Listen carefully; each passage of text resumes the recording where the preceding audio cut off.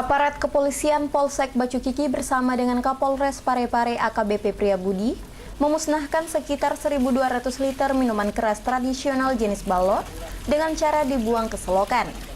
Dalam 3 operasi, polisi menyisir warung minuman keras yang kerap menjual minuman keras tradisional jenis balok.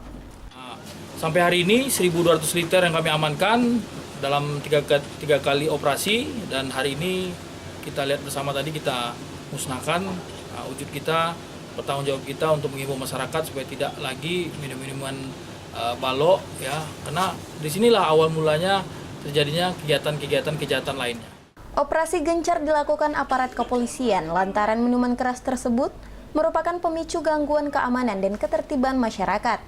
Aparat akan terus memberantas miras di Kota Parepare untuk menciptakan kondisi yang nyaman bagi masyarakat. Dirwan Dirgantara, Pare TV mengabarkan.